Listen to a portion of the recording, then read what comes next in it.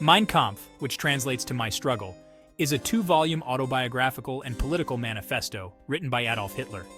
Published in 1925 and 1926, the book lays bare Hitler's deeply ingrained prejudices, his skewed worldview, and his ambitious political aspirations. It provides a chilling insight into the mind of a man who would go on to orchestrate the Holocaust and plunge the world into war.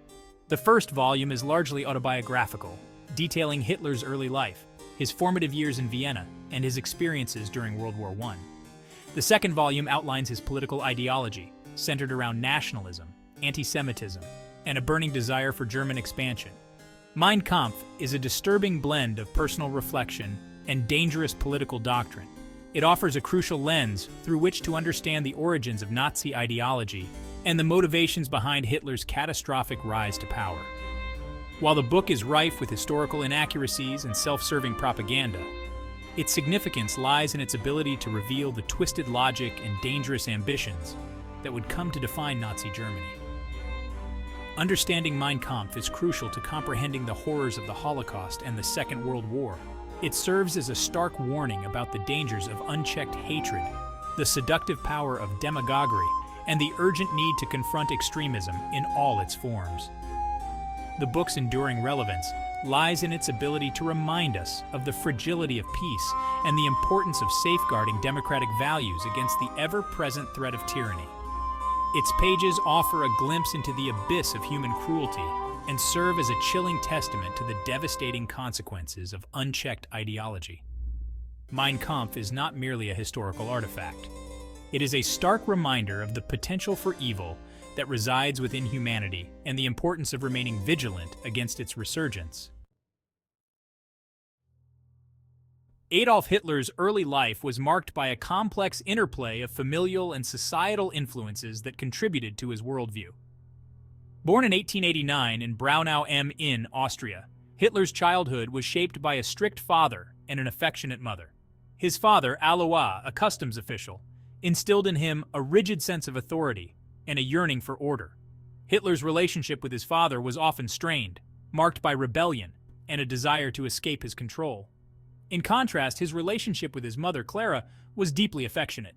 Her death from cancer when Hitler was a teenager had a profound impact on him, leaving him emotionally scarred and vulnerable to manipulation. These familial dynamics, coupled with the social and political climate of late 19th century Austria, played a significant role in shaping Hitler's personality and his receptiveness to extremist ideologies. Hitler's early education was unremarkable, marked by mediocrity and a lack of direction. He struggled academically, displaying little interest in traditional subjects. However, he showed an early aptitude for drawing and painting, harboring dreams of becoming an artist. This artistic inclination, though ultimately unfulfilled, would later manifest in his grandiose architectural visions for a Nazi-dominated Europe. Hitler's formative years were a period of searching and disillusionment. He drifted from one pursuit to another, failing to find his place in the world. This sense of frustration and unfulfilled potential would later contribute to his resentment towards established institutions and his embrace of radical solutions. The seeds of Hitler's future extremism were sown in these early experiences, shaped by a complex interplay of personal circumstances and societal forces. Vienna, the capital of the Austro-Hungarian Empire, played a pivotal role in shaping Hitler's worldview and his descent into extremism. Arriving in the city as a young man in 1908, Hitler aspired to be an artist, but was twice rejected by the Vienna Academy of Fine Arts.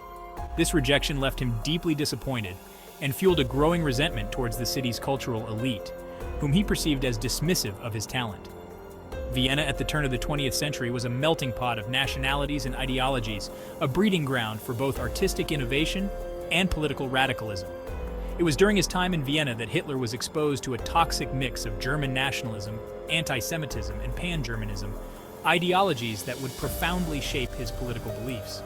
He frequented coffee houses and beer halls, immersing himself in the city's political discourse and gravitating towards groups that espoused his growing prejudices. Vienna's underbelly exposed Hitler to the dark side of human nature, hardening his worldview and fostering a sense of alienation. He witnessed firsthand the poverty and homelessness that plagued the city, blaming it on the growing Jewish population and the perceived weakness of the Habsburg monarchy. His anti-Semitism, initially latent, was fueled by the rhetoric of populist politicians and the writings of racial theorists like Houston Stewart Chamberlain, who propagated the idea of Aryan supremacy and a Jewish conspiracy for world domination. Vienna provided fertile ground for Hitler's prejudices to flourish. The city's political climate, rife with nationalist fervor and anti-Semitic sentiment, offered a receptive audience for his message of hate and resentment.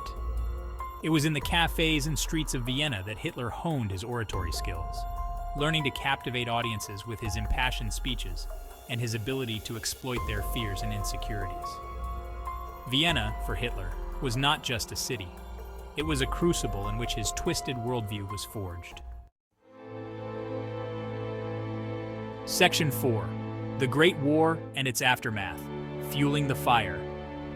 The outbreak of World War I in 1914 marked a turning point in Hitler's life, propelling him from the fringes of society into the heart of a conflict that would have a profound impact on his worldview.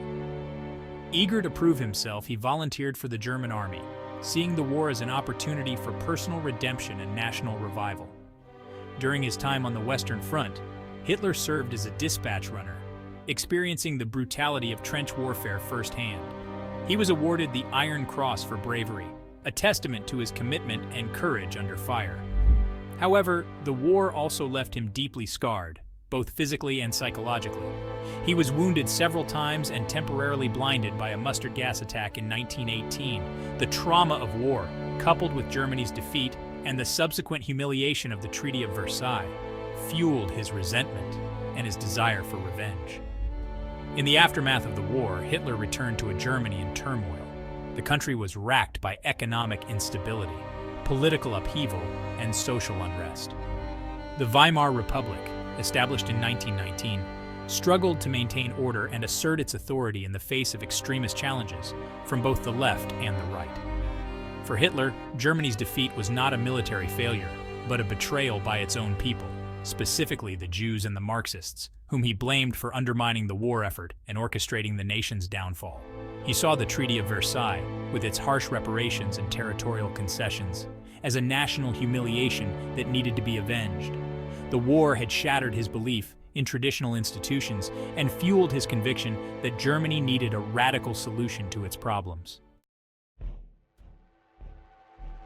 Section 5. The Genesis of Nazi Ideology.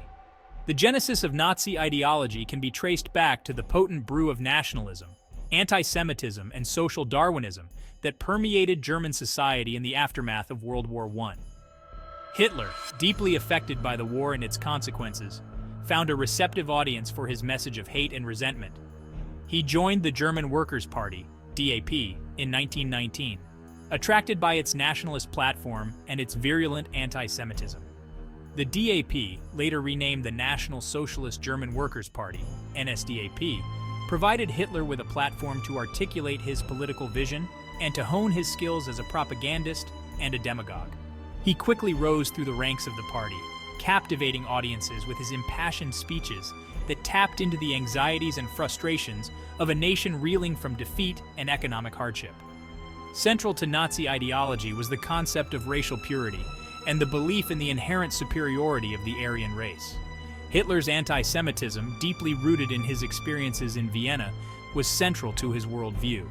He portrayed Jews as a parasitic race, responsible for Germany's economic woes, social ills, and moral decline.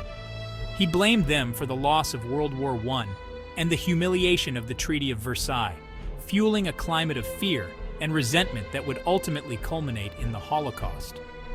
Nazi ideology also drew heavily on social Darwinism, distorting the theory of natural selection to justify its racist and imperialist agenda. Hitler believed that the Aryan race was engaged in a constant struggle for survival against inferior races, and that it was Germany's destiny to expand its territory and dominate Europe.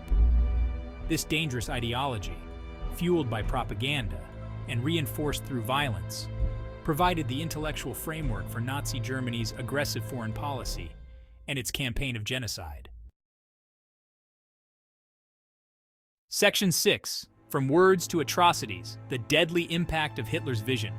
The ideas espoused in Mein Kampf, once confined to the pages of a book, would have devastating consequences for millions of people across Europe and beyond. Hitler's rise to power in 1933 marked the transition from extremist rhetoric to genocidal action.